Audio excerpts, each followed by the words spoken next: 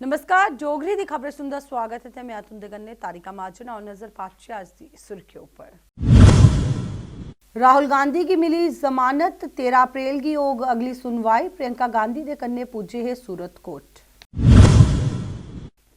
Jammu university दे छात्रें bike rally दा कीता आयोजन। पंच प्राण उत्सव दे बारे च कीता लोकें जागरूक।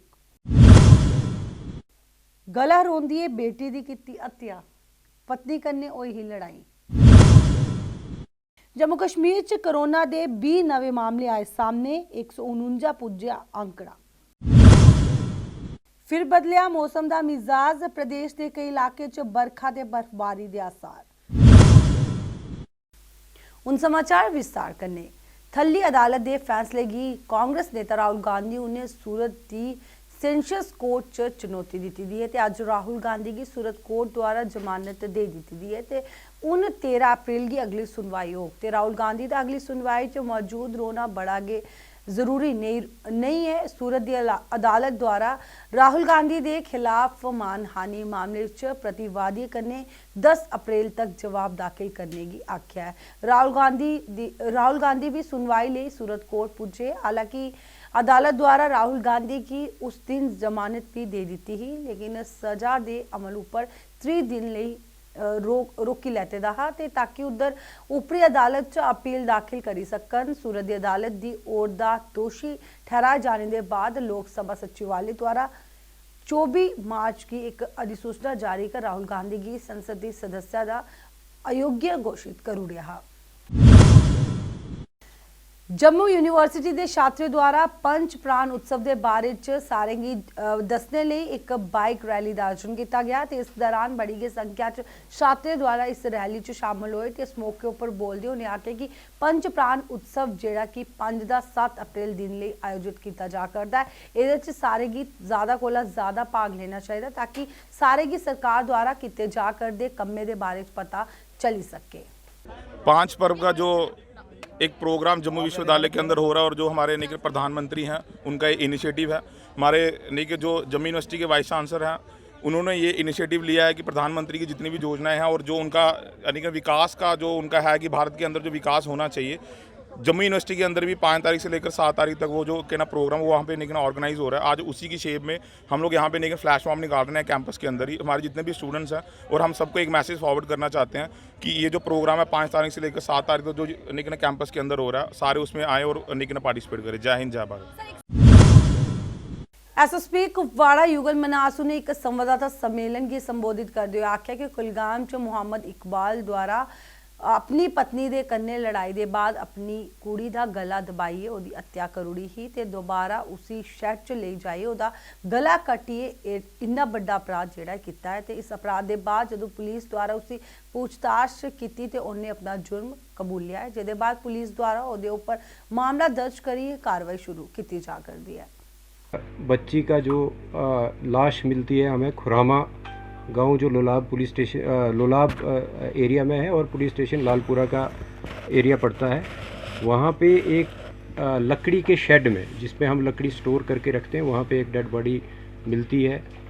प्राइमा फेशी लगता है कि बच्ची का जो है वो गला काटा गया है और उससे उसकी डेथ हुई है। बहरहाल रात का वक्त था और उसके दूसरे दिन जब सुबह के टाइम पोस्टमार्टम करवाया गया तो एक डिस्कशंस डॉक्टर के साथ जो हुई और प्रिलिमिनरी जो पोस्टमार्टम रिपोर्ट उनके हिसाब से ये पता चलने लगा कि बच्ची का गला भी घोंटा गया है क्योंकि उसके कुछ ऑर्गन्स पे जो ब्लड वो ज़्यादा था और जिससे जो डॉक्टर्स का अपना बताने का तरीका होता है उन्होंने ये भी असेस किया कि शायद बच्ची का जो गला पहले घोंटा गया है और फिर उसको उसके जो गर्दन पे है वो छुरी चलाई गई है या कोई तेज़ नोक की जो भी चीज़ जिससे गला काटा गया है। बहरहाल इसी के चलते जो वजूहत थी, जैसे लगता था कि जहाँ डेड बॉडी पड़ी हुई है और साथ में जो सराउंडिंग्स थी उन सारे जो मौके को देख के शक जो है वो ज़्यादा आसपास के लोगों पे ही जाने लगा और जो बहरहाल तफ्तीश शुरू की गई उसमें डीएसपी जो लोलाब है सरफराज बशीर, वहाँ के चौकी ऑफिसर अजहर शकील और एसएचओ मलिक नसीर, इसके साथ साथ एडिशनल एसपी और मैं भी स्पॉट पे गए और थोड़ा इंट्रोगेशन में भी ज्वाइनिंग हुई और कुछ सस्पेक्ट जो हमने उस पर ज़ीरोइंग की तो उनमें फैमिली ही सस्पेक्ट आने लगी, क्योंकि जब फैमिली को क्रॉस चेक किया गया कि वो किस सीक्वेंस में लड़की जो है वो रूपोश हुई थी और किस सीक्वेंस में मिली, तो उसमें ज़ीरोइंग जो हुई वो फैमिली पे ही हुई। बहरहाल जब फैमिली में भी सेपरेट इन्वेस्टिगेशन चलने लगी, इंक्वायरी चलने लगी, तो लड़की का बाप जिसका नाम मोहम्मद इकबाल खटाना है वो हमारा प्राइम सस्पेक्ट लेके उसमें तफ्तीश में आने लगा। और जब उसको अच्छे तरीके से जब क्रॉस क्वेश्चनिंग और बाकी तफ्तीश के जो जितने भी मवाद हमारे पास थे उनसे जब कन्फ्रंट किया गया तो उसने कन्फेस किया कि इस छोटी बच्ची जो कि मोहम्मद इकबाल की ही बच्ची है। केंद्र शासित प्रदेश जम्मू कश्मीर च कोरोना संक्रमण के रविवार के 20 नवे मामले की पुष्टि हुई थी। कश्मीर संभाग के 18 ते जम्मू संभाग च 2 नवे मामले सामने आए थे। नेट च सक्रिय मामले की संख्या बधी 179 उपर पुजी गई है। कश्मीर संभाग च 124 ते जम्मू संभाग च 25 सक्रिय मामले हैं। कश्मीर संभाग की गल करचे ते श्रीनगर जिले का 6, बारामूला का 1, बडगाम का 4, कुपवाड़ा का 1, बांडीपोरा का 1, गांदरबल च 4 ते कुलगाम का 1 नवा मामला सामने आया है। जम्मू संभाग की गल करचे तो जम्मू संभाग का एकमात्र नवा मामला रामबन जिले का भी है। प्रदेश अज दोबारा बादल छाए दे हैं। जम्मू श्रीनगर की गल करचे तो जम्मू श्रीनगर राजमार्ग ते कन्नै SSG रोड उपर यातायात जेडी जारी है। हालांकि मुगल रोड अल्ली भी बंद है। गल करचे ट्रैफिक विभाग की तो ट्रैफिक विभाग द्वारा यात्रा के दौरान यात्रियों की अनुशासन का पालन करने की सलाह दी है। 3 से 6 अप्रैल तक प्रदेश मौसम बिगड़िया रोग ते कन्नै अधिकतर हिस्से च बरखा ते पर्वतीय क्षेत्र च बर्फबारी के आसार हैं। G20 की बैठक श्रीनगर च मई के 3 सप्ताह च होग। इस बैठक च सदस्य देशों के अलावा भी 10 आमंत्रित ते 19 अंतरराष्ट्रीय स्तर की संस्थाएं के प्रतिनिधि भी शामिल हो।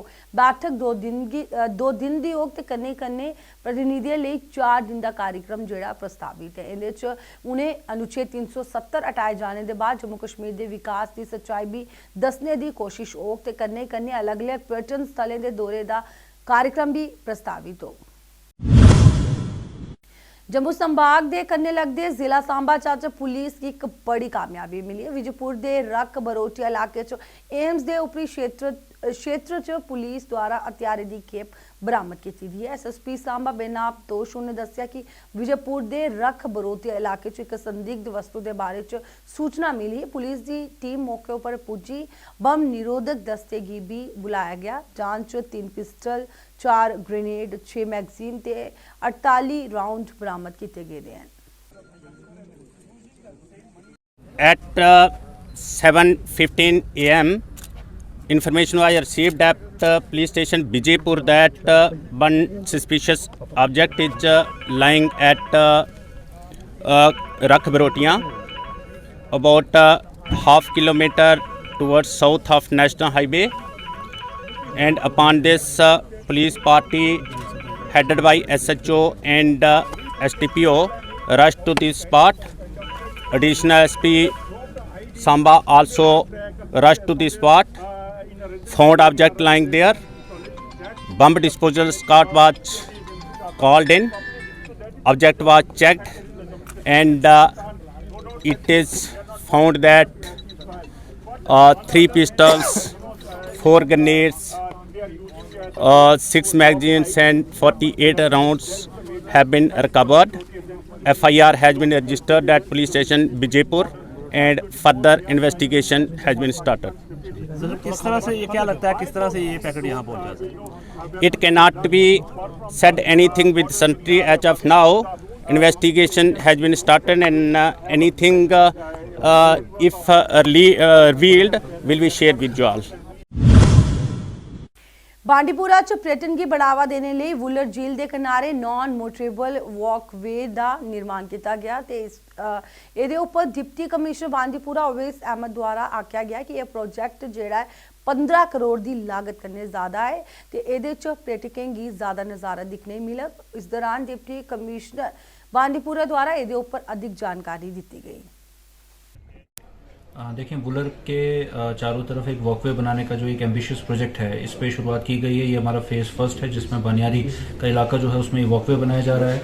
खास बात इसमें ये रखी गई है कि वॉकवे में लोकल जो लोग हैं उनका भी ये ध्यान रखा गया है कि उनके जो लोकल प्रोड्यूस होता है उसके लिए मार्केट बनाने की वहाँ पे फैसिलिटी हो। तो उस तरह के कोई प्रोड्यूस के पॉइंट्स बनाए गए हैं, जेटीज़ बनाए जा रहे हैं जहाँ से बोट्स वगैरह लॉन्च की जा सकती हैं।